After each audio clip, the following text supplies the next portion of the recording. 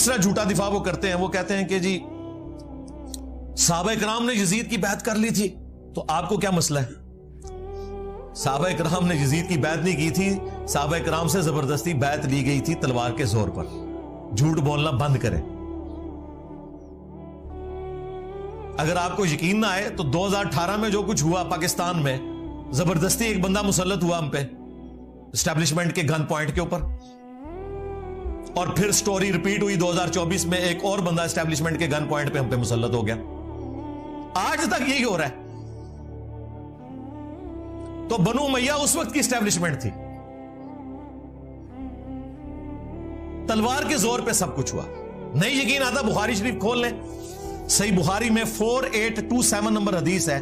مروان بن حکم مدینے کے ممبر پہ مسجد نبوی پہ حضرت معاویہ رضی اللہ تعالیٰ عنہ کی طرف سے گورنر بن کے اناؤنسمنٹ کر رہا ہے خطبے میں کہ اللہ تعالیٰ نے امیر المومنین کو یہ بات سجھائی ہے، وہ امت کے وسیع تر مفاد میں، یعنی کہ اے میرے عزیز ہم وطنوں، وہ امت کے وسیع تر مفاد میں اپنے بعد اپنے بیٹے کو خلیفہ نامزد کرتے ہیں. یہ وہ تقریر کر رہا تھا. امام بخاری نے اگلے جملے نقل نہیں کیے، وہ بڑے سخت تھے، لیکن اس کے بعد جو کچھ ہوا وہ نقل کیا. وہ اگلے جملے کیا تھے وہ میں بعد میں بتاتا ہوں آپ کو. اگلے جملے جو امام بخاری نے نقل کیے وہ یہ تھے کہ وہاں حضرت ابو بکر کا بیٹا کھڑا ہوا اور اس نے کچھ بات وہاں پہ کہہ دی. وہ کیا بات کی وہ پھر امام بخاری نے سکپ کر دی. پھر اس سے اگلے جملے امام بخاری نے نقل کیے جس سے پتا چل گیا کہ وہ بات کوئی ایسی تھی کہ اسے آگ لگ گئی. مروان نے کہا گرفتار کرو اسے، پکڑ لو اس کو. وہ فوراً سے مسجد نبوی میں ایڈجسٹنٹ جو حجرہ عائشہ تھا جہاں ان کی بہن موجود تھی وہاں داخل ہو گئے. اور یہ پاکستان کے کیس میں جو سگا بھائی ہے نا یہ وہ تھے، یعنی حضرت ابو بکر کی وہ بیوی جو حضرت عائشہ کی والدہ تھی وہی ان کی بھی والدہ تھی عبد الرحمن بن ابی بکر کی. یہ سگے بہن بھائی تھے. ان کے پاس چلے گئے. اب ظاہر مروان یہ کام نہیں کر سکتا تھا، مسلمانوں نے پھر احتجاج کرنا تھا کہ یہ کیا حرکت کر رہے ہو. باہر سے اس نے کہا اوے ابو بکر کے بیٹے تیرے بارے میں قرآن میں آیت نازل ہوئی تھی نا کہ یہ کافر کہتا ہے کہ میرے ماں باپ جو مجھے یہ کہتے ہو کہ مرنے کے بعد دوبارہ زندہ کیا جاؤں گا، یہ اگلے لوگوں کی کہانی ہے. ابو بکر کے بیٹے کہ تیرے بارے میں قرآن میں آیت نازل ہوئی تھی. توبہ توبہ. یہ بنو امیہ کے خدمت گزار یہ ہیں گستاخان خلفائے راشدین. جب اس نے یہ بات کی تو سیدہ عائشہ اندر تڑپ اٹھی. انہوں نے کہا اس کو خاموش ہو جا، آل ابی بکر کے بارے میں کوئی قرآن کی آیت نازل نہیں ہوئی سوائے جو میری برات میں سورہ نور کی آیات نازل ہوئی تھی جب مجھ پہ جھوٹی تہمت لگائی گئی. بخاری میں اتنا آتا ہے، المستدرک للحاکم میں اور المعجم الکبیر طبرانی میں اور باقی کتابوں میں اس روایت کی فلنگ ان دا بلینکس موجود ہے، جو اللہ کے فضل سے حافظ ابن کثیر نے سورۃ الاحقاف کی آیت نمبر 17 جو کوٹ کی تھی مروان نے غلط، اس کے کانٹیکسٹ میں وہ سارے طرق ایک جگہ جمع کر دی ہیں. لہذا بریلوی دیوبندی اہل حدیث تینوں کو کوئی اعتراض نہیں ہوگا. وہ فل ان دا بلینک یہ تھی کہ اس وقت مروان نے یہ کہا کہ ابو بکر نے بھی تو عمر کو خلیفہ نامزد کیا تھا نا، تو حضرت معاویہ اپنے بیٹے یزید کو بنانا چاہتے ہیں. دیکھو کیا ان کی اینالوجی دیکھیں. تو وہ اس پہ حضرت ابو بکر کا بیٹا کھڑا ہوا تھا کیونکہ ظاہر ہے اس نے کہا کہ بنانا تھا تو مجھے بناتے ہیں نا، مجھے تو نہیں بنایا. تو کون سی مشرق سے اٹھا کے مثال مغرب میں پھینک رہا ہے. اور جو کہا نا اس نے کچھ کہا امام بخاری نے وہ یہاں ہے کہ انہوں نے کہا کہ تیرا امیر المومنین معاویہ سیدھی طرح کہ ابو بکر اور عمر کے راستے پہ نہیں چل رہا، وہ کیسر و کسرا کے راستے پہ چل رہا ہے. اب یہ بہت بڑی گالی تھی ان کے لیے تو کہ وہی جو ہے وہ بادشاہت آ گئی یہاں پہ. اس پہ پھر اس نے کہا پکڑو انہوں. اور حجرے میں اما عائشہ کے اور الفاظ تھے جو امام بخاری نے نقل نہیں کیے، وہ یہ تھے کہ مروان تیرے بارے میں نبی الاسلام نے فرمایا تھا کہ حکم پہ لعنت، اس کی اولاد پہ لعنت، تو اپنے باپ کی پش میں تھا جب باپ بیٹا دونوں پہ اللہ کے نبی نے لعنت فرمائی تھی. مجھے بتائیں جب یہ والی صورتحال ہو کہ حضرت ابو بکر کے بیٹوں کو بھی اپنی جان بچانی پڑے تلوار کے زور پہ، اپنی وفات سے 4 سال پہلے ایک بندہ اپنے بیٹے یزید کے لیے بیعت لے رہا ہے، تو آپ یہ کہیں گے صحابہ نے بیعت کر لی ہے؟ کہتے ہیں جی ابن عمر نے بیعت کر لی تھی. ایون واقعہ ہرہ کے بعد جب لوگ یزید کی بیعت توڑ رہے تھے تو وہ لوگوں کو جا کے سمجھاتے تھے. جی بخاری مسلم ہے, سرکار وہ ہمارے سٹوڈنٹس کو سمجھا رہے تھے. اگر ابن عمر اس زمانے میں سمجھا رہے تھے تو کسے سمجھا رہے تھے؟ اپنے لیول کے لوگوں کو, صحابہ اور تابعین کو. اور اس صحابی کا نام بھی آیا ہوا ہے, عبداللہ ابن مطیع رضی اللہ تعالیٰ عنہ, جنہوں نے کہا کہ اب کیا رہ گیا ہے, یزید کی بیعت توڑیں اہل مدینہ. تو ابن عمر ان کو ملنے کے لیے گئے اور کہا کہ میں تمہیں حدیث سنانے کے لیے آیا ہوں کہ جو خلیفہ وقت کی بیعت کے بغیر مرا وہ جاہلیت کی موت مرا. وہ کہتے ہیں جی ابن عمر نے چونکہ بیعت کر لی تھی, وہ بھی مجبوراً کی تھی انہوں نے, وہ جس طریقے سے کی تھی, انیشلی تو انکار کیا تھا. دوسرا, ابن عمر جب یہ بات کر رہے تھے تو وہ یہ بھول گئے کہ حضرت علی کی بیعت تو ابن عمر نے خود نہیں کی ہوئی تھی, تو اس وقت وہ جاہلیت پہ تھے. یہ لاجیکلی ان کی بات درست نہیں تھی, ورنہ تو خود اس فتوے کی زد میں آ رہے تھے. ہم تو عبداللہ ابن مطیع اور باقی لوگوں کے ساتھ ہیں, ابن عمر کا یہ موقف غلط تھا.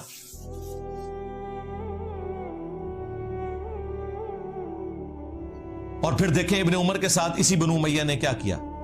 صحیح بخاری میں موجود ہے, انہیں حج میں احرام کی حالت میں پاؤں میں زخم کیا گیا ایک نیزے کے ذریعے جو زہر آلود تھا, اسی میں وہ شہید ہو گئے. اور آخری دنوں میں حجاج ابن یوسف ان کی جب عیادت کے لیے آیا تو بخاری کے الفاظ ہیں, اس نے پوچھا کہ حضرت مجھے پتا چل جائے نا آپ کا قاتل کون ہے تو میں اسے نہیں چھوڑوں گا. انہوں نے کہا میرا قاتل وہ ہے جس نے احرام کی حالت میں نیزے اور تلواریں لانے کی اجازت دی ہیں, جس میں اجازت ہی نہیں ہے, آپ نے خالی ہاتھ آنا ہے, یعنی کہ تو دیکھیں بنو امیہ ہی قاتل بنی خود ابن عمر کی. اسی لیے آخری وقت میں جا کے ابن عمر کو اندازہ ہو گیا کہ یہ لوگ ڈی ٹریک ہیں. المستدرک للحاکم میں یہ حدیث موجود ہے, مجموع الزوائد میں موجود ہے. امام حیثمی جو ابن حجر اسقلانی کے استاد ہیں, انہوں نے مجموع الزوائد میں اس کی سند کو صحیح کہا کہ ابن عمر آخری عمر میں افسوس کرتے تھے اور وہ کہتے تھے کہ مجھے نماز روزہ چھوڑنے کے اوپر کوئی افسوس نہیں, میں نے اس طرح کا کوئی کام نہیں کیا سوائے ایک چیز کے کہ میں نے حضرت علی کے ساتھ مل کر فی باغیہ کے خلاف قتال نہیں کیا, اس باغی گروہ کے خلاف جو مجھے کرنا چاہیے تھا. کون سا باغی گروہ؟ جو بخاری میں ہے, عمار تجھے ایک باغی جماعت قتل کرے گی, تو انہیں اللہ اور جنت کی طرف بلائے گا, وہ جماعت تجھے جہنم کی طرف بلائے گی. یعنی حضرت علی کی جماعت کو نبی الاسلام نے جنت کی طرف بلانے والی جماعت اور ان کے مخالفین کو جہنمی جماعت نہیں کہا, جہنم کی طرف بلانے والی, کیونکہ خلیفۃ المسلمین کی مخالفت. یہ ایک الگ سے ٹاپک ہے, میری کئی ایک ویڈیوز ہیں, وہ پچھلی والی ویڈیو دیکھ لیں, پچھلے محرم والی, کربلا کیوں ہوئی. تو آپ یہ دیکھیں, یہ بالکل واضح احادیث ون سائیڈڈ مقدمہ پیش کر رہی ہیں. جن ابن عمر کی بنیاد کے اوپر انہوں نے اتنا ہنگامہ کھڑا کیا ہوا تھا, وہ ابن عمر تو آخری وقت میں اپنے پرانے اعمال کے اوپر شرمندہ ہے اور یہ کہہ رہے ہیں جی ابن عمر نے یزید کی بیعت کر لی تھی. جو مخالفین تھے ابن عمر کے وہ بھی صحابہ اور تابعین تھے, ان کی رائے کا کوئی احترام نہیں کرتے. یعنی میٹھا میٹھا ہپ ہپ تے کوڑا کوڑا تھو تھو, اسی کے اوپر کہا جاتا ہے. اسی کانٹیکسٹ میں بخاری میں ایک حدیث ہے, حضرت عمر نے پہلے ہی پیش گوئی کر دی تھی, 6830. حضرت عمر نے جب آخری حج اپنا کیا, اس کے بعد ان کو اگلا سال نصیب نہیں ہوا, تو وہاں منا میں حضرت عمر تک کسی نے یہ بات پہنچائی کہ لوگ یہاں چیما گوئیاں کر رہے ہیں کہ جب عمر مر جائے گا تو ہم فلاں شخص کو اپنا خلیفہ چن لیں گے. حضرت عمر کو اتنا غصہ آیا, انہوں نے کہا میں ادھر ہی خطبہ دوں گا کہ مسلمانوں کے مشورے کے بغیر انہوں نے پہلے ہی طے کر لیا کسے خلیفہ بنانا ہے. تو عبد الرحمن بن عوف نے کہا کہ حضرت یہاں ہر طرح کے لوگ آئے ہیں, آپ مسجد نبوی میں جا کے خطبہ دیں, یہ چند لوگوں کے سامنے بات ہوئی ہے, آپ اس کو عام نہ کریں. اور میں دعوے سے کہتا ہوں کہ اگر یہ یوٹیوب پہ کلپ آیا ہوتا نا اس زمانے میں, تو حضرت عمر نے اسی ٹائم یوٹیوب پہ کلپ اپنا چڑھانا تھا, ریپلائی ٹو کر کے. خیر مدینہ شریف آئے, ابن عباس کہتے ہیں کہ میں ممبر کے اتنے قریب تھا کہ میرا گھٹنا ٹچ کر رہا تھا, اور میں ساتھیوں سے کہہ رہا تھا آج حضرت عمر نے پھٹے چک دینے نے, بڑے غصے اس نے, اور بڑا لمبا انہوں نے خطبہ دیا. اس میں یہ بھی الفاظ تھے کہ دیکھنا ابو بکر کی خلافت جس طریقے سے منعقد ہوئی وہ کیٹاسٹرافک کنڈیشن تھی, مستقبل میں اسے دلیل نہ بنایا جائے. یعنی حضرت عمر مانتے تھے کہ اس طریقے سے حضرت ابو بکر کو خلیفہ نہیں چنا جانا چاہیے تھا, لیکن وہ سعد ابن عبادہ اور جو باقی معاملات ہوئے سقیفہ بنی ساعدہ میں, الگ سے ایک ٹاپک ہے, انہوں نے کہا کہ یہ مستقبل میں دلیل نہیں ہوگی مسلمانوں کے مشورے کے بغیر کسی کو خلیفہ نہ چننا. حضرت عمر بھی حضرت ابوبکر نے صحابہ سے مشورہ کر کے, صحابہ نے کہا تھا کہ آپ نامزد کریں, اس کے بعد مشورہ ہوا ہے, یہ زبردستی مسلط نہیں کیا گیا. پھر حضرت عمر نے تو 6 رکنی کمیٹی بنائی, کیونکہ ان 6 سے بہتر لوگ کوئی نہیں تھے. بخاری میں موجود ہے یہ 6 لوگ وہ ہیں جن سے رسول اللہ اپنی وفات تک راضی رہے. تو سیدنا عمر رضی اللہ تعالیٰ عنہ نے کہا کہ حضرت ابوبکر کی خلافت کو دلیل نہ بنانا, یاد رکھنا جب بھی مسلمانوں کے مشورے کے بغیر کسی کو خلیفہ چنا گیا تو اس کا انجام قتل و غارت ہوگا. یہ قتل و غارت ہوئی ہے. یہ کہتے ہیں جی یزید خلیفہ وقت تھا تو حضرت حسین نے بغاوت کی ہے, نعوذ باللہ. جو خلافت قائم ہی نہ ہو اس کے بارے میں یہ کہنا اس کے خلاف خروج ہوا ہے. یعنی مزارات جو بنانا ہی حرام تھے اسے کہنا کہ مزارات شہید ہو گئے. مزار تو شہید نہیں ہوں گے, وہ بنانا ہی حرام تھے. مسلم شریف میں حدیث میں تمہیں منع کرتا ہوں قبروں کو پکا کرنے سے, قبروں پہ عمارت بنانے سے, اور قبروں پہ بیٹھنے سے. مجاور بن کے بیٹھنا بھی حرام ہے, ویسے بیٹھنا بھی حرام ہے. لہذا یہ کنسپٹ بالکل کلیئر ہے. جھوٹا دفاع نمبر 4, وہ کہتے ہیں جی یزید تو تابعی تھا جی, حضرت معاویہ کا بیٹا ہے, اور جامعہ ترمذی میں حدیث ہے جس نے مجھے دیکھا اسے بھی جہنم کی آگ نہیں چھوئے گی, اور جس نے میرے دیکھنے والے کو دیکھا یعنی صحابی کو دیکھا اور وہ ہو گیا تابعی, اسے بھی جہنم کی آگ نہیں چھوئے گی. تو کہتے ہیں جی یزید تو بخشا بخشا ہے. واہ, بخشا بخشا ہے. پھر حجاج بن یوسف بھی بخشا بخشا ہے, وہ تابعی نہیں ہے. جتنے جھوٹے راوی ہیں میجورٹی ان کی تابعین میں موجود ہے. قانوناً وہ تابعی تھے, ظاہر ہے کلمہ گو تھے. خوارج کون تھے؟ تابعین ہی تھے, اہل قبلہ تھے, اہل کلمہ تھے. مولا علی نے انہیں کافر نہیں کہا. ہاں, پوچھا گیا کافر ہے مصنف ابن ابی شیبہ میں, کہا نہیں کافر نہیں ہے. پوچھا گیا منافق ہے, کہا منافق نہیں ہے. منافق تو بڑا تھوڑا ذکر کرتے ہیں اللہ کا, یہ تو اتنی لمبی نمازیں پڑھتے ہیں. پوچھا گیا پھر کیا ہے؟ ظاہر ہے جب کافر نہیں منافق نہیں تو پھر مسلمان ہی ہے. ان کا یہ ایک گروہ ہے جنہوں نے ہم سے بغاوت کی ہے, ہم میں سے ہی نکلا ہوا ایک گروہ ہے. تو خوارج بھی تابعین ہے. لیکن مسند احمد میں موجود ہے نبی علیہ السلام نے کہا کہ خوارج جہنم کے کتے ہیں. کیوں؟ اپنے اعمال کی وجہ سے. تو اس طرح نہیں کوئی فضیلت ثابت ہو جاتی. حجاج جو اتنے صحابہ کا قاتل ہے اسے آپ تابعی کہیں گے؟ تابعی تو ہے قانوناً, وہ ظاہر مسلمانوں کا گورنر تھا. لیکن مسلم شریف اٹھا کے دیکھیں, اسماء بنت ابی بکر نے کہا تھا حجاج ہم نے نبی علیہ السلام سے سنا تھا کہ بنو ثقیف میں ایک کذاب ہوگا اور ایک ظالم. کذاب تو ہم دیکھ چکے, ظالم تو ہے. یہ فضیلت ہے, لو سامو. اور مسلم شریف میں موجود ہے اس ظالم نے عبداللہ ابن زبیر کو شہید کیا, ان کی لاش لٹکا دی مکہ شریف میں اور یہودیوں کے قبرستان میں پھینکی, اور ان کی ماں کو بلا کے کہا جو حضرت ابوبکر کی بیٹی تھی بڑی, اما عائشہ سے بھی بڑی, اسماء کو, دیکھو میں نے تیرے بیٹے کے ساتھ کیا کیا. تو انہوں نے فرمایا کہ تو نے میرے بیٹے کی دنیا برباد کی, میرے بیٹے نے تیری آخرت برباد کر دی ہے. ظالم انسان. یہ مسلم شریف ہے, مولانا شریف نہیں ہے. تو حجاج بھی پھر تابعی ہے, اسے بھی جہنم کی آگ نہیں چھوئے گی. نہ انہیں قرآن کا پتہ, نہ انہیں سنت کا فہم, نہ انہیں فقہ آتی ہے. صرف ایک بنو امیہ کی چاکری کرنی ہے, چاہے انہیں قرآن و سنت کا انکار کرنا پڑے, جھوٹی روایتیں گھڑنی پڑے, انہوں نے گھڑنی ہے. جو واضح احادیث ہیں ان کا انہوں نے انکار کرنا ہے. اس طریقے سے یہ لوگ لے کے چلتے ہیں. اچھا, مزے کی بات میں آپ کو بتاؤں, آج سے آلموسٹ 800 سال پہلے امام ابن جوزی گزرے رحمہ اللہ تعالی, المتوفى 597 ہجری. یہ شیخ عبد القادر جیلانی المتوفى 561 ہجری کے شاگرد بھی ہیں. محدثین میں بڑا مقام ہے ابن جوزی کا. یہ ابن قیم جوزی نہیں ہے جو ابن تیمیہ کا شاگرد ہے, یہ ابن تیمیہ سے بھی 200 سال پہلے گزرے ہیں. ابن تیمیہ بھی انہیں بہت بڑا محدث مانتے ہیں. انہوں نے الموضوعات, بڑی گھڑی ہوئی بڑی بڑی حدیثیں, وہ کتاب بھی لکھی ہے جس میں انہوں نے یہ بھی لکھا ہے کہ جو حدیث حضرت معاویہ کی شان میں ہوگی نا, یہ بھی اس بات کی نشانی ہے کہ یہ گھڑی ہوئی حدیث ہے. گھڑی ہوئی حدیثوں کی کچھ نشانیاں بتائیں, ان میں سے ایک یہ بتائیے جو حضرت معاویہ کی شان میں ہوگی نا تو سمجھ لو کہ یہ گھڑی ہوئی حدیث ہے.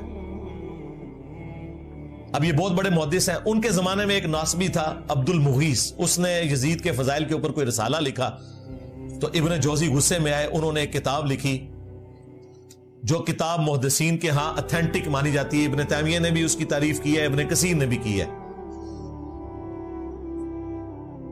الرد علی المعتصب العنید المانع من ذم یزید. یہ اس متعصب ضدی شخص کے رد پہ لکھی جا رہی ہے کتاب جو یزید کو برا کہنے کو غلط سمجھتا ہے اور منع کرتا ہے. اس زمانے میں ایک یزیدی تھا عبد المغیث, اس کے رد پہ پھر انہوں نے طبیعت صاف کی ہے ان لوگوں کی. اس میں جب ایک دلیل یہ لی گئی نا کہ یزید جو ہے وہ حضرت معاویہ کا بیٹا ہے اور حضرت معاویہ کے لیے ترمذی میں روایت ہے اے اللہ اسے ہادی اور مہدی بنا, انہوں نے کہا یہ تو روایتی جعلی ہے, اس کی بنیاد کے اوپر تم یہ کلیم کر رہے ہو کہ ان کا یہ ڈیسیژن کرنا کہ یزید کو انہوں نے خلیفہ صحیح بنایا تھا. انہوں نے کہا یہ تو روایتی جعلی ہے. پھر انہوں نے روایت کے اوپر بحث کی. میں نے تو بخاری مسلم سے ثابت کیا یہ فٹ ہی نہیں بیٹھتی. حضرت معاویہ کے دور میں جو جو کام ہوئے ہیں اس میں تو یہ دعا فٹ ہی نہیں بیٹھتی. پھر انہوں نے کہا کہ اگر یہ حدیث کوئی صحیح بھی مانتا ہے تب بھی کوئی گارنٹی نہیں کہ نبی الاسلام کی یہ دعا قبول ہوئی ہو, کیونکہ نبی الاسلام کی کئی دعائیں اللہ نے واپس بھی کی ہیں. بخاری مسلم میں آئے آپ نے دعا کی تھی کہ میری امت آپس میں نہ لڑے, اللہ تعالیٰ نے واپس کر دی. انہوں نے کہا کیا گارنٹی ہے. پھر ابن جوزی نے اتنا سخت جملہ لکھا, انہوں نے کہا اس سے بڑی کیا دلیل ہے, اگر حضور کی یہ دعا حضرت معاویہ کے حق میں قبول ہوئی ہوتی بقول تمہارے, اگر یہ روایت ثابت ہے تو حضرت معاویہ جنگ صفین میں حضرت علی کے مقابلے پہ آتے. یہ آدھی اور مادی ہونا ہے کہ خلیفہ وقت کے خلاف کھڑے ہو گئے. کڈا بڑا پٹکار مارا انہوں نے. پھر انہوں نے عامر بن حنبل کا قول بھی نقل کیا جب ان سے پوچھا گیا کہ یزید کے بارے میں آپ کا کیا موقف ہے. انہوں نے کہا یہ وہی ہے جس نے اہل مدینہ کے ساتھ جو کیا. پوچھا کیا کیا, کہا ان کا مال لوٹا, انہیں قتل کیا. تو شاگرد نے کہا صحابی کا بیٹا ہے حدیث لے لی جائے. انہوں نے کہا حدیث کیا, ایک حدیث بھی اس سے نہیں لینی. اسی لیے دیکھ لیں ذخیرہ حدیث میں صحابہ کرام کی اولاد کی حدیثیں موجود ہیں. حضرت معاویہ 40 سال تک حکمران رہے ہیں, 20 سال تک گورنر اور اگلے 20 سال مکمل طور پہ حکمرانی. بیچ میں ایک حضرت علی والا پیریڈ تھا, اس کے بعد 20 سال یہی حکمران رہے نا صلح حسن کے بعد. 40 سال جس کا باپ مسلمانوں کا حکمران رہا ہے اس کے بیٹے نے ایک حدیث بھی روایت نہیں کی ہے اور نہ محدثین نے اسے نقل کیا ہے, کیونکہ احمد بن حنبل کہتے ہیں اس سے کیا حدیث لوگے. پھر شاگرد نے پوچھا جب یہ یزید نے ظلم کیا اہل مدینہ کے ساتھ تو کون لوگ تھے ان کے ساتھ. ان کا اہل شام تھے جو ہم امیر شام کہتے ہیں. یہ شامی تھے, ایک صوبہ تھا جس نے یہ سارے کا سارا ہنگامہ برپا کیا. تو یہ کتاب اردو زبان میں ترجمہ ہو کے آ چکی ہے. ایک دیوبندی عالم ہے, انہوں نے ترجمہ کیا. میں نے بارہا اس کتاب کا تعارف کروایا. اب نئی پرنٹنگ ہو کے یہ کتاب آ چکی ہے. ہماری ویب سائٹ پہ اس کا PDF بھی رکھا ہوا ہے.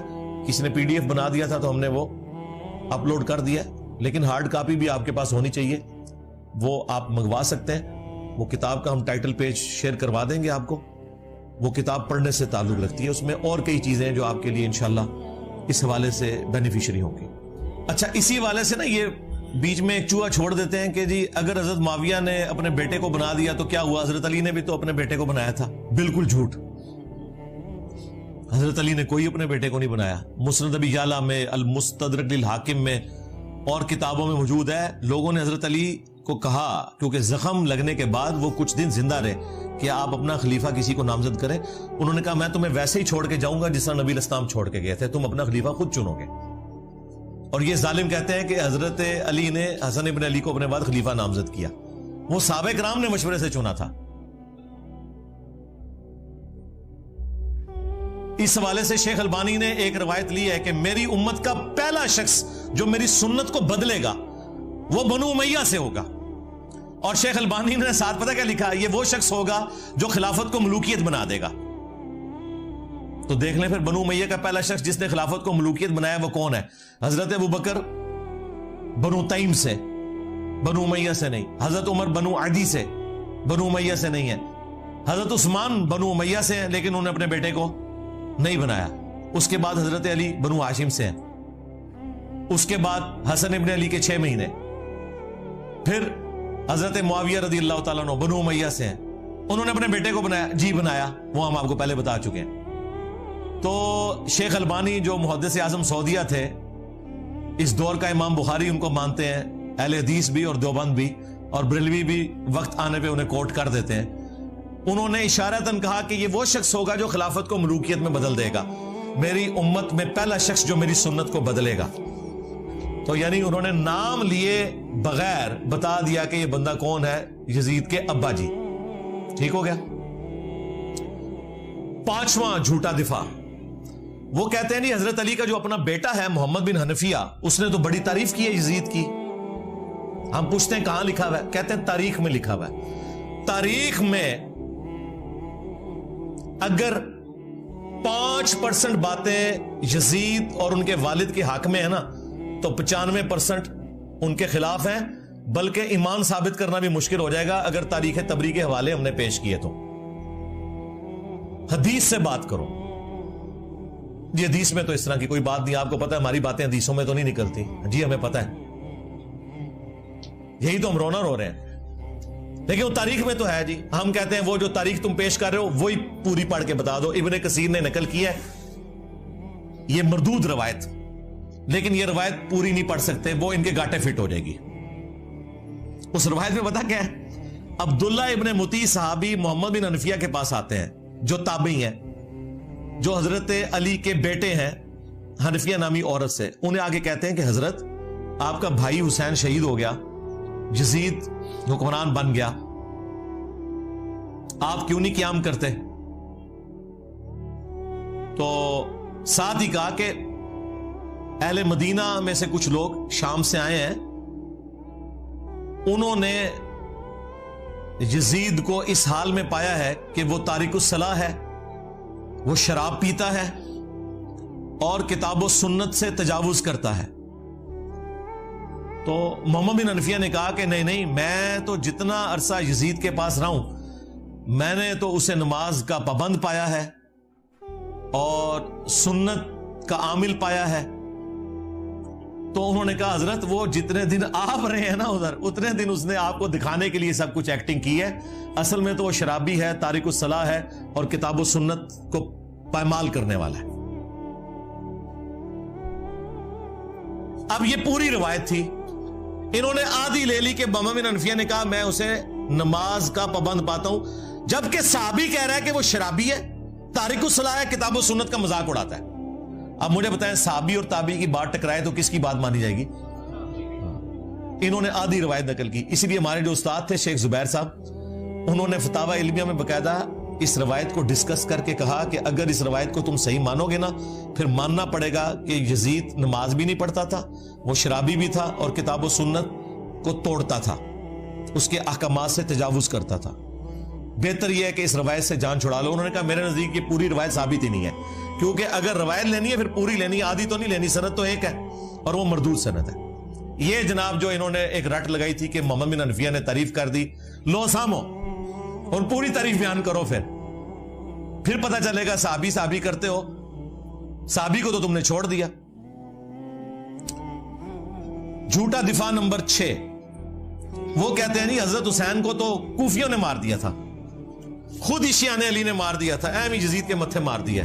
واہ واہ, بالکل کوفیوں نے مارا تھا, لیکن وہ کوفی کون تھے؟ جو اہل شام کے انڈر تھے. یہاں پہ بھی جو کچھ ہوتا ہے نا, جب گورنمنٹ ایک ہو تو بات آتی ہے پنجاب پولیس نے یہ کیا. بھائی پنجاب پولیس وفاقی حکومت کے انڈر آتی ہے, اگر اچھا کام کرے گی تو وفاقی حکومت کے کھاتے میں ڈلے گا, برا کرے گی تو وفاقی حکومت کے کھاتے میں. وہاں پہ بھی کوفہ ایک صوبہ تھا شام کی حکومت کا. کوفی وہ تھے جو 22,000 کا لشکر لے کے آئے تھے کربلا میں, وہ کوفی تھے لیکن اس گورنمنٹ کے انڈر تھے. یہ وہ کوفی نہیں تھے جنہوں نے خطوط لکھے تھے, وہ تو صحابہ اور تابعین تھے. سلمان ابن سرد جن کی حدیث ہے بخاری اور مسلم میں, نبی علیہ السلام نے 2 بندوں کو لڑتے ہوئے دیکھا اور کہا میں ایک کلمہ ایسا جانتا ہوں یہ پڑھ لیں تو شیطان ان سے دور ہو جائے گا, ان کا غصہ ٹھنڈا ہو جائے گا, اعوذ باللہ من الشیطان الرجیم. یہ جو بخاری مسلم کی حدیث ہے اس کے راوی ہیں سلمان ابن سرد. یہ مین بندہ تھا جنہوں نے حضرت حسین کو کہا کہ وہ بڑا مر گیا اور اپنے بعد ایک چھوٹا چھوڑ گیا, اور جو لفظ انہوں نے استعمال کیا نا وہ استعمال کیا جو موسیٰ کے مخالف کے لیے ہم استعمال کرتے ہیں کہ ایک بڑے والا مر گیا اور اپنے بعد ایک چھوٹا چھوڑ گیا اپنی جگہ. اتنے سخت الفاظ. اس وقت عبیداللہ ابن زیاد کے روب کی وجہ سے وہ لوگ نکل نہیں سکے. مسلم بن عقیل کو قتل کر دیا گیا, اس سے پہلے نعمان بن بشیر کو گورنری سے ہٹایا گیا, لیکن بعد میں توابون کی تحریک انہوں نے چلائی اور وہ شہید ہوئے سارے. اور پھر مختار ثقفی آیا, اس نے پھر عبیداللہ ابن زیاد کو بھی قتل کیا. بخاری اٹھا کے دیکھیں, ترمذی اٹھا کے دیکھیں, حضرت حسین ابن علی کا سر کاٹ کے عبیداللہ ابن زیاد گورنر کوفہ جو یزید کا تھا اس کے سامنے تشت میں پیش کیا گیا. اللہ کی لعنت, اللہ کے فرشتوں کی لعنت, تمام لعنت کرنے والوں کی لعنت جنہوں نے اہل البیت کو یوں ظلمن شہید کیا. آمین. تو وہ چھڑی سے ان کے چہرے مبارک کو چھیڑنے لگا اور ان کے حسن میں کوئی کلام کرنے لگا. تو انس ابن مالک پاس کھڑے تھے, وہ اتنا ہی کر سکتے تھے, بوڑھے ہو چکے تھے, 90+ تھے. انہوں نے کہا کہ رسول اللہ کے سب سے زیادہ ہم شکل حسین ابن علی تھے. یہ بخاری کے الفاظ ہیں. اسی حدیث میں امام بخاری نے لکھا ہے برأس الحسین علیہ السلام, حسین علیہ السلام کا سر مبارک, علیہ السلام لکھا ہے. مولوی نے عربی میں علیہ السلام لکھا تھا, اردو میں ترجمہ رضی اللہ عنہ کر دیا, نکال ہی دیا. عربی میں لکھا ہوا ہے, آپ کھول کے دیکھ لیں, مکتبۃ الشاملہ میں بھی, اسلام 360 میں بھی عربی میں لکھا ہوا ہے, اردو میں رضی اللہ عنہ لکھا ہوا ہے. اور جب زید بھائی مجھے ملنے آئے نا, میں نے کہا یہ دیکھ لیں, انہیں یقین ہی نہیں آیا. کہتے یار یہ انہوں نے کیا ہوا ہے. میں نے کہا یہ اچھا ہے, اس کو چینج کرنے کی ضرورت نہیں ہے, ہم نے بتانا ہے بعد میں بھی کہ کیا کام ڈالتے ہیں. انہوں نے دارالاسلام والوں سے اٹھایا تھا, میں نے کہا اسی طرح ہی رہنے دیں تاکہ ہم دکھا سکیں بعد میں. sunna.com بہت بڑی ویب سائٹ ہے جس پہ حدیث کی کتابیں ہیں. عربی میں علیہ السلام لکھا ہے, اردو میں رضی اللہ عنہ لکھا ہوا ہے, ایک فرقہ وارانہ اس چیز کو دھڑاڑ کو قائم رکھنے کے لیے. تو عبیداللہ ابن زیاد جس کے سامنے حضرت حسین کا سر کاٹ کے رکھا گیا, وہ کوفی تھا لیکن گورنر تھا شامیوں کی طرف سے. لہذا یہ کہنا کوفیوں نے مار دیا تھا ظالموں, یہ وہ کوفی تھے جو حضرت حسین کے مخالفین تھے, نہ کہ وہ شیعان علی کے جنہوں نے حضرت حسین کو وہاں پولیٹیکل سٹرگل کے لیے بلایا تھا. اور حضرت حسین لڑنے نہیں گئے تھے, بچوں کے ساتھ ایک سیاسی جدوجہد کے لیے جا رہے تھے جس کا آخری انجام قیام حسین ہی ہونا تھا, لیکن اس سے پہلے ہی ان کو شہید کر دیا گیا. اسی لیے انہوں نے راستہ بھی بدلا. یہ جو کہتے ہیں جی وہ دمشق کی طرف جا رہے تھے یزید کے ہاتھوں میں ہاتھ دینے, بالکل جھوٹ ہے. وہ راستہ انہوں نے اس لیے بدلا تھا کہ انہیں پتہ چل گیا تھا کہ مسلم بن عقیل شہید ہو چکے ہیں, یہ مجھے بھی کوفے تک نہیں پہنچنے دیں گے, تو میں انہیں دھوکہ دے کے دوسرے راستے سے جاؤں. لیکن ان کے پاس تو اتنی فوج تھی, انہیں بھی یہ خطرہ تھا کہ حسین ابن علی کہیں راستہ نہ بدلے, تو انہوں نے کربلا کے پاس بھی پڑاؤ کیا تھا کہ اگر اس راستے سے بھی آئے تو ہم پکڑ لیں گے, جو یہ نقشے بنا کے آپ کو بتا رہے ہوتے ہیں. اللہ کے بندو ڈر جاؤ, جھوٹ باندھتے ہو, اپنی طرف سے باتیں بنا کے منسوخ کرنا شروع کر دیتے ہیں. جھوٹا دفاع نمبر 7 جو اسی کے ساتھ جڑا ہے, وہ کہتے ہیں حسین علیہ السلام نے 3 شرائط رکھ دی تھی جی کربلا میں. انہوں نے تو خود عبیداللہ ابن زیاد کو کہا کہ مجھے یزید کے پاس جانے تو میں اس کے ہاتھوں میں ہاتھ دے کے بیعت کر لیتا ہوں. واہ واہ واہ سبحان اللہ. اگر یہ ہو جاتا تو عبیداللہ ابن زیاد نے لڑیاں ڈالنی تھی اور کہنا تھا یزید صاحب آپ کے ابا جی جو کام 4 سال تلوار کے زور پہ نہیں کروا سکے, دیکھیں میں نے کروا لیا ہے. اور یزید اسے کتنا انعام دیتا کہ میرے ابا جی جو کام نہیں کروا سکے, کہ حسین کی بیعت نہیں لے سکے, تم نے لی ہے. ظاہر ہے اس کے بعد تو پھر بنو امیہ کی حکومت لیجیٹمائز ہو جانی تھی نا, جب بنو ہاشم نے بیعت کر لی نبی علیہ السلام کے گھر والوں نے. آپ دیکھیں مسئلہ یہی تھا کہ جب تک حضرت حسین بیعت نہیں نہ کرتے وہ حکومت جو ہے لیجیٹمائز نہیں ہوگی, وہ تلوار کے زور کے اوپر ہے. تو یہ عقل مانتی ہے کہ عبیداللہ ابن زیاد یہ موقع جانے دیتا. کہتے ہیں دوسری شرط رکھی کہ مجھے مسلمانوں کے کسی بارڈر والے ایریا میں بھیج دیں, میں کافروں کے خلاف جہاد کروں. اس زمانے میں تو کافروں کے خلاف کوئی جہاد نہیں ہو رہا تھا, آپس کی خانہ جنگی تھی, یہ بھی بالکل فراڈ ہے. تیسرا جی مجھے مدینہ شریف واپس جانے دو. انہوں نے مدینہ شریف کو جانا تھا, انہیں تو راستے میں پتا تھا کہ مسلم بن عقیل شہید ہو چکے ہیں اور میرے ساتھ کیا ہوگا. ان کو تو حدیثیں پتا تھی کہ میرے بارے میں موجود ہے. یہ جس کتاب سے انہوں نے پیش کیا انصاب الاشراف, امام بلازری کی کتاب, اور کہتے ہیں یہ 3 شرائط موجود ہیں. اور آئے دن آپ کو وہ جو ایک مماتی دیوبندیوں کا مولوی ہے نا, وہ بھی یہ بیان کرتا پھرتا ہے, پکا یزیدی ہے وہ. ایون آپ تو وہابی اس کو اپنے پلیٹ فارم کے اوپر لے کے آتے ہیں, بندیالوی کو. اس کی میں نے طبیعت صاف کی تھی.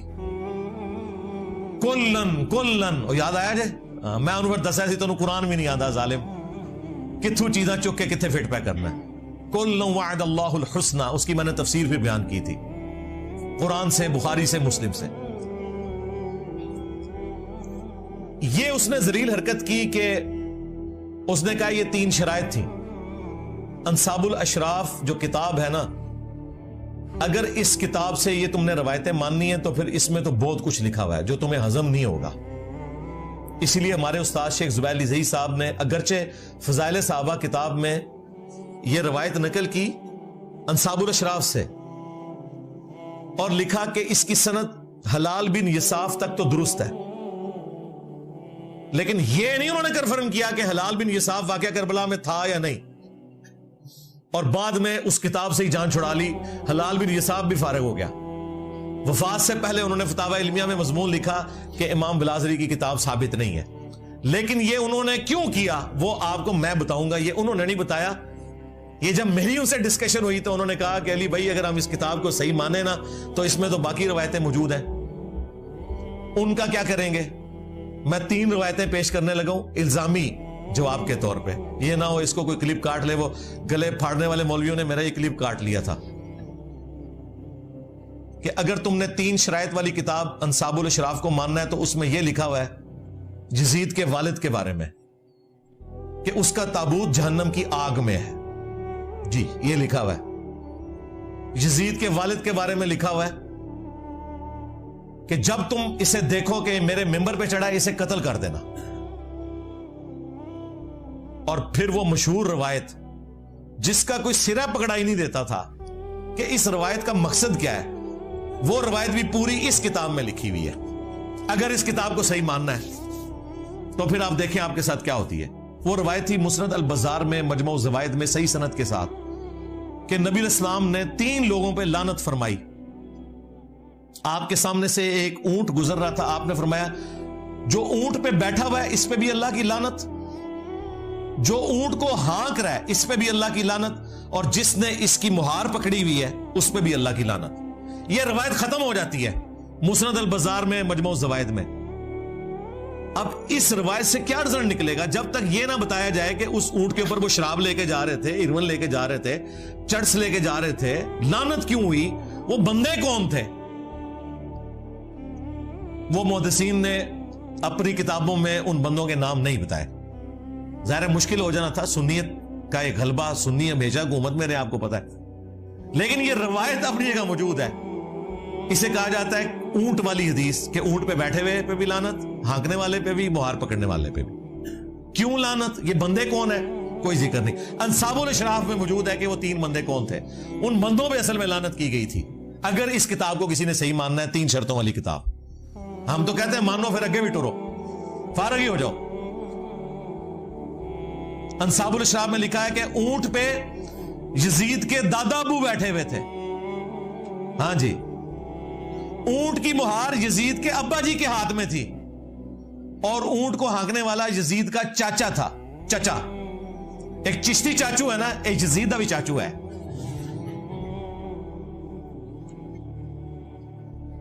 تو اب یہ 3 نام میں نے اس لیے نہیں بتایا کہ وہ پھر کلپ کو کاٹیں گے. میں نے آپ کو اشارتاً بتا دیا کہ اونٹ پہ یزید کا دادا بیٹھا ہوا تھا، مہار اس کے ابے کے ہاتھ میں تھی، اور ہانکنے والا چاچا تھا. نام آپ سب کو پتا ہے، ورنہ ہمارے اسٹوڈنٹس کمنٹس میں خود لکھ دیں گے 3 بندوں کے نام. اس روایت کو پھر صحیح مانو گے؟ اسی لیے شیخ زبیر صاحب نے کہا یہ کتاب امام بلازری سے ثابت ہی نہیں، جان ہی چھڑا لی. بالکل ٹھیک کیا.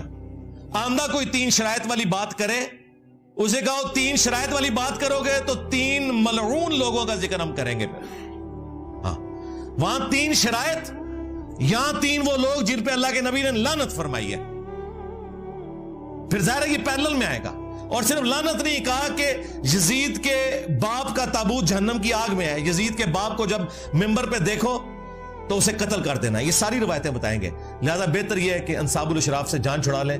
ہمارے نزدیک بھی ہمارے استاد کا موقف ٹھیک ہے. یہ کتاب اگرچہ اکثر محدثین امام بلازری سے ثابت مانتے ہیں، لیکن اس کے ساتھ یہ جو خطرناک باتیں جڑی ہوئی ہیں، جو خطرناک سے بھی اگلا ورژن ہے، بہتر یہ ہے کہ اس کتاب کو آپ جان چھڑا لیں کہ یہ ساری جعلی کتاب ہے. اور ہمیں پتہ ہے کہ آپ کی جتنی باتیں وہ ویسے ہی جعلی ہیں، کوئی صحیح بھی نکلے نا. ایک بڑی مشکل سے آپ نے دریافت کی تھی، وہ مانتے مانتے آپ کو اتنا کچھ ساتھ ماننا پڑ رہا ہے کہ آپ بھی اس کتاب سے اب جان ہی چھڑائیں گے انشاءاللہ تعالی.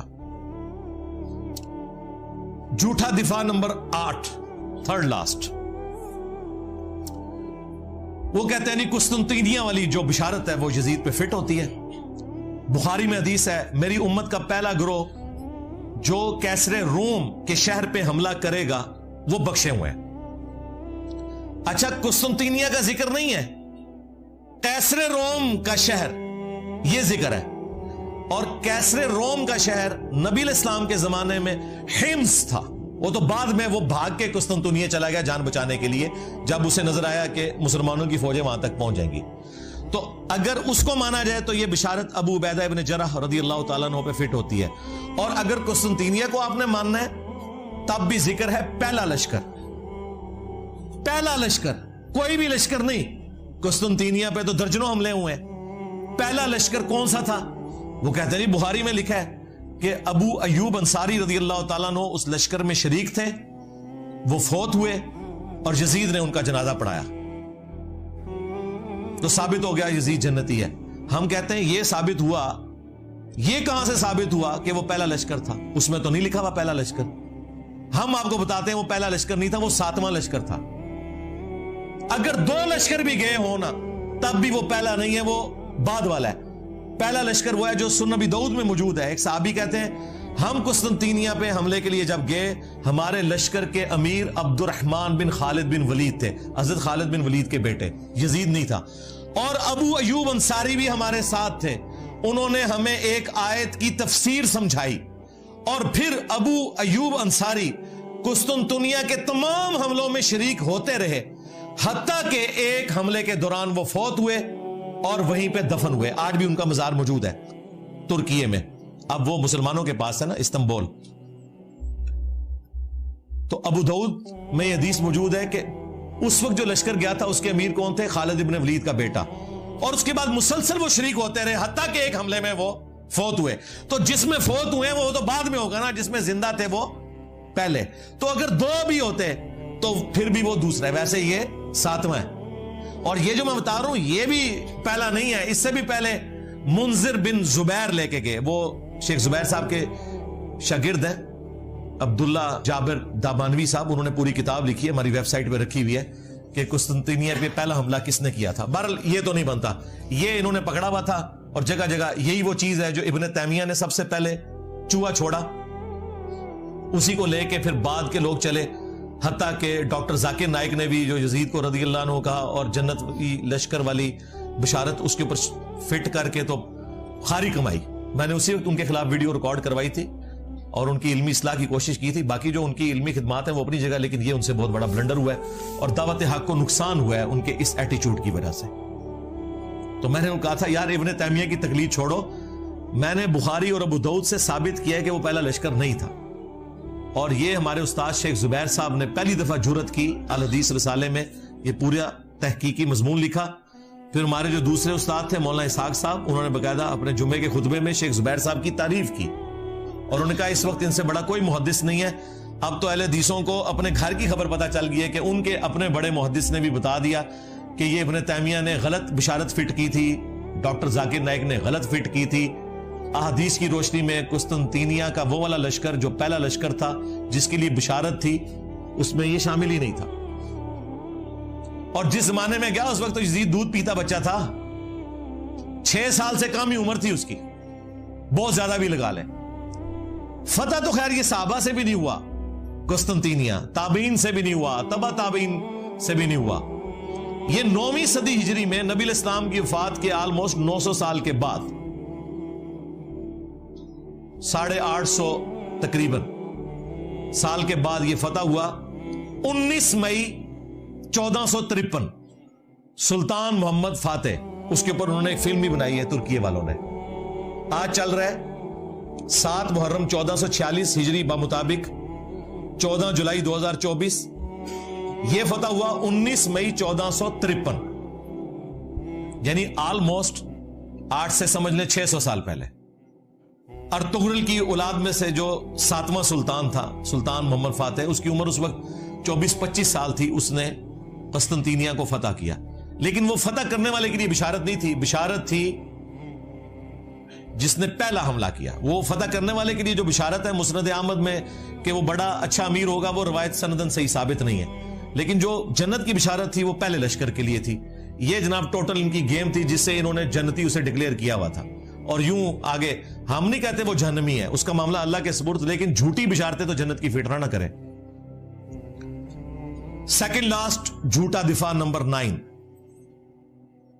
کہتے ہیں جی اللہ تعالیٰ چاہے تو یزید کو بخش بھی سکتا ہے.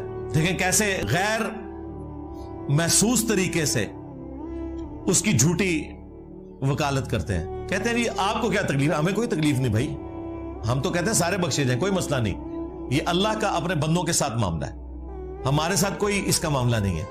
لیکن آپ جھوٹی جنت کی بشارتیں فٹ کرو, یہ بالکل غلط ہے. اور دوسرا یہ اتنا آسان معاملہ نہیں ہے.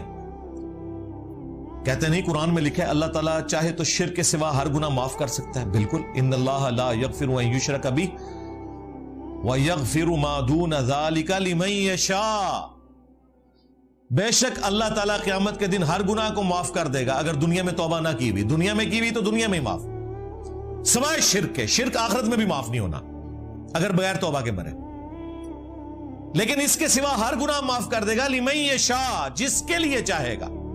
مراد کیا؟ جس کے لیے نہیں چاہے گا نہیں کرے گا. شرک کے علاوہ کون سا ایسا گناہ ہے جو معاف نہیں ہو سکتا؟ وہ قرآن میں لکھا ہوا ہے سورۃ النساء میں, جس نے ایک مؤمن کو ناحق قتل کیا اس کی سزا ہمیشہ کی جہنم ہے. اسی سورۃ النساء میں جس میں لکھا تھا شرک کے علاوہ ہر گناہ معاف ہو جائے گا جس کے لیے چاہے گا, اوپن لائسنس وہاں بھی نہیں تھا. اسی سورہ النساء میں لکھا ہوا ہے کہ مؤمن کا قتل ناحق ہمیشہ کی جہنم ہے. لو سامو. اور ابو داؤد میں اس کو سپورٹیو حدیث ہے کہ نبی علیہ السلام نے فرمایا اللہ تعالیٰ یا تو شرک کو معاف نہیں کرے گا یا قتل ناحق کو معاف نہیں کرے گا. کیا حسین ابن علی کا قتل ناحق نہیں ہے؟ کیا یزید نے قاتلین حسین سے بدلہ لیا؟ کوئی سزا دی؟ بالکل نہیں. اس کے جواب میں پتہ کیا کہتے ہیں؟ حضرت علی نے حضرت عثمان کے قاتلین سے بدلہ لیا. یہ بالکل مثال غلط ہے, کیونکہ حضرت عثمان حضرت علی کے دور میں تو شہید ہی نہیں ہوئے, وہ تو اپنے گورنروں کی وجہ سے شہید ہوئے اپنے دور خلافت میں خود. اس پہ میری تفصیلی ویڈیو دیکھ لیں حضرت عثمان کیوں شہید ہوئے. انہوں نے آپ کو ایک جعلی بات بتائی تھی, عبداللہ بن سبا تھا جس نے سارے صحابہ کو نعوذ باللہ گمراہ کر دیا, جس کا نام بخاری سے لے کے ابن ماجہ تک دنیا کی کسی حدیث کی کتاب میں جو مین کتابیں ہیں نام بھی نہ آئے. عبداللہ بن سبا یہ حضرت علی کے دور میں آیا تھا جسے حضرت علی نے قتل کروایا. حضرت عثمان کے ساتھ کوئی لینا دینا نہیں تھا. حضرت عثمان کی شہادت تو بنو امیہ کے گورنروں کی وجہ سے ہوئی, جو بخاری مسلم میں موجود ہے. وہ آج ٹاپک نہیں, پچھلے دنوں جب ایک بریلوی نما رافضی نے حضرت عثمان کی توہین کی تو میں نے تفصیلی ویڈیو ریکارڈ کروائی تھی حضرت عثمان کیوں شہید ہوئے, وہ آپ دیکھ لیں. وہ بخاری مسلم سے میں نے ثابت کیا, بنو امیہ کی لکھی ہوئی تاریخ سے نہیں, نہ صلاح الدین یوسف نے جو جھوٹ لکھے ہوئے ہیں اس کی بنیاد کے اوپر, بخاری مسلم سے ثابت کیا. تو یہ بالکل غلط اینالوجی ہے. حضرت عثمان حضرت علی کے دور میں شہید نہیں ہوئے, لیکن حضرت حسین ابن علی حضرت معاویہ رضی اللہ تعالیٰ عنہ کے بیٹے یزید ابن معاویہ جس کی آپ جھوٹی وکالت کرتے ہیں اس کے دور ملوکیت میں شہید ہوئے ہیں. ویسے تو آپ کہتے ہیں, حضرت عمر کہتے ہیں میرے دور حکومت میں اگر کوئی کتا بھی مر جائے فرات کے کنارے تو میں جواب دے ہوں, اور فرات کے کنارے حسین ابن علی شہید ہو جائیں تو وہ جواب دہ نہیں ہے اس وقت کا حکمران. مسند احمد میں حدیث ہے مولا علی جنگ صفین سے واپسی پہ نہروان جاتے ہوئے جب نینوا نامی جگہ سے فرات کے کنارے گزرے تو کہا اصبر یا ابا عبداللہ, اے ابو عبداللہ صبر کرنا صبر کرنا صبر کرنا. تو وہ ساتھ جو غلام تھا اس نے کہا آپ کس سے باتیں کر رہے ہیں؟ تو اپنے تخیل میں آپ بات کر رہے تھے, اپنے دکھ کا اظہار کر رہے تھے. تو ابو عبداللہ حضرت حسین کی کنیت تھی, وہ ان کو مخاطب کر رہے تھے. پھر انہوں نے کہا کہ میں ایک دن نبی علیہ السلام کے پاس حاضر ہوا اس حال میں کہ حضور نے حسین کو اپنے ہاتھوں میں اٹھایا ہوا ہے, آپ کی آنکھوں سے مسلسل آنسو جاری ہیں. میں نے کہا میرے ماں باپ آپ پہ قربان, آپ کو کس نے غمگین کر دیا؟ تو آپ نے فرمایا ابھی ابھی حضرت جبرائیل علیہ السلام آئے تھے, انہوں نے مجھے خبر دی کہ آپ کے اس بیٹے کو جس سے آپ اتنا پیار کر رہے ہیں آپ کی امت پیاسا فرات کے کنارے شہید کر دے گی. تو میں اپنے جذبات پہ قابو نہیں رکھ سکا. پھر میرے کہنے پر حضرت جبرائیل نے ہاتھ مار کر کربلا کی سرخ مٹی بھی مجھے لا کر دکھائی. تو نبی علیہ السلام کو حضرت حسین کی پیدائش کے ساتھ بتا دیا گیا تھا. حضرت حسین کو بھی پتا تھا میں نے کربلا میں مظلوماً شہید ہونا ہے. یہ کوئی چھپی ہوئی بات نہیں تھی, یہ اوپن سیکرٹ تھا. پھر حضور کی وفات کے 50 سال بعد جب 61 ہجری میں یہ واقعہ ہوا تو مسند احمد میں موجود ہے, عبداللہ ابن عباس نے ایک خواب دیکھا. یہ کسی وہابی کا خواب نہیں ہے, کسی بریلوی کا خواب نہیں, دیوبندی کا نہیں, یہ صحابی کا ہے جو نبی اسلام کی شکل کو پہچانتا ہے, جس کے لیے گارنٹی ہے کہ اس شکل میں شیطان نہیں آ سکتا. دوپہر کے وقت کہتے ہیں میں نے دیکھا نبی اسلام کے بال بکھرے میں گرد آلود ہیں, ہاتھ میں خون کی ایک شیشی ہے. میں نے کہا یا رسول اللہ میرے ماں باپ قربان, آپ کی حالت کس نے کر دی؟ تو نبی اسلام نے کہا کہ میں صبح سے حسین اس کے ساتھیوں کا خون جمع کر رہا ہوں کربلا میں. یہ ایک تمثیلاً ایک خواب دکھایا گیا, یہ نہیں کہ نبی اسلام وہاں پہ موجود تھے, یہ تمثیلاً ہے. کہتے ہیں میں گھبرا کے اٹھا, میں نے وہ تاریخ اور دن نوٹ کیا اور کتنے عرصے بعد خبر آئی, کیونکہ اس زمانے میں میڈیا تو نہیں تھا, کہ 10 محرم الحرام 61 ہجری میں حسین ابن علی کو ان کے ساتھیوں سمیت کربلا میں شہید کیا گیا. نبی الاسلام اپنی وفات کے بعد بھی تمثیل کے طور پہ اللہ تعالیٰ نے دکھایا ہے کہ حضور کا دل دکھا ہوا ہے جو کچھ حسین ابن علی کے ساتھ ہوا. اور مزے کی بات آپ کو بتاؤں, یہ حدیث شاہ اسماعیل دہلوی جو وہابیوں کا امام ہے, دیوبند اور اہل حدیث کا, جس طرح بریلویوں کے لیے عام مذہب بریلوی ہے, اس نے اپنی کتاب تقویت الایمان کے ساتھ جو تذکیر الاخوان لکھی نا, اس میں انہوں نے یہ حدیث مسند احمد کی لکھی اور لکھا یزید پلید. یہ آج یزید کو رضی اللہ عنہ کہتے ہیں, ان کا ابا کہتا تھا یزید پلید.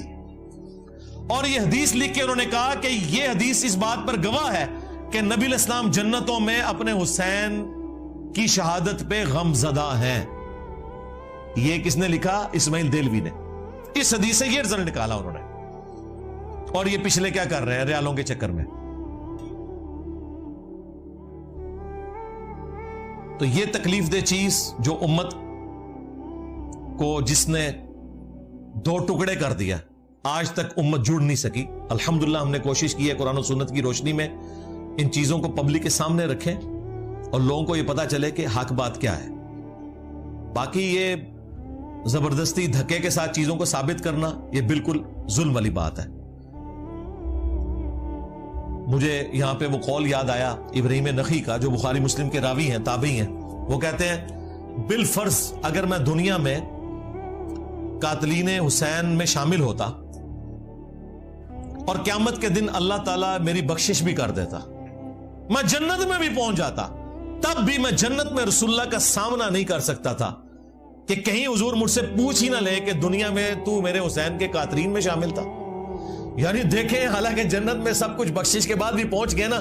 جو غیرت مند ہے نا, یہاں تو کہہ رہے ہیں جی اللہ چاہے تو بخش دے, جو کہہ رہے ہیں کہ اگر ہم بخشے بھی جائیں نا, یہ کہتے ہیں نا اللہ چاہے تو یزید کو بخش دے, ہم کہتے ہیں ہمارا کوئی لینا دینا نہیں کہ اللہ اور بندے کا معاملہ ہے. لیکن جو غیرت مند لوگ ہیں وہ کہہ رہے ہیں ہمیں بخش بھی دیا جاتا نا اس عمل کے سبب, تب بھی ہم رسول اللہ کا سامنا نہیں کر سکتے تھے جنت میں, کہیں حضور پوچھ ہی نہ لے کہ تو دنیا میں میرے حسین کے قاتلین میں شامل تھا. یہ قول ابراہیم نخعی کا, جو بخاری مسلم کے راوی ہیں, حضرت امام حنیفہ کے دادا استاد ہیں. المعجم الکبیر طبرانی میں ان کا قول صحیح سند سے موجود ہے. غیرت مند لوگ ایسے ہوتے ہیں, ابراہیم نخعی جیسے. 50 ہجری میں پیدا ہوئے ہیں, 96 ہجری میں فوت ہوئے ہیں, صرف 46 سال ان کی عمر تھی, لیکن اہل بیت کے چاہنے والے تھے, بخاری مسلم کے راوی ہیں. حنفیت پوری ان کے اوپر ڈیپینڈنٹ ہے, کیونکہ یہ آگے سے ایک واسطے سے عبداللہ ابن مسعود کے شاگرد ہیں, تو وہ اپنے آپ کو ان کے ذریعے منسوب کرتے ہیں. یہ چیزیں بھی ان کی پھر لیں نا آپ.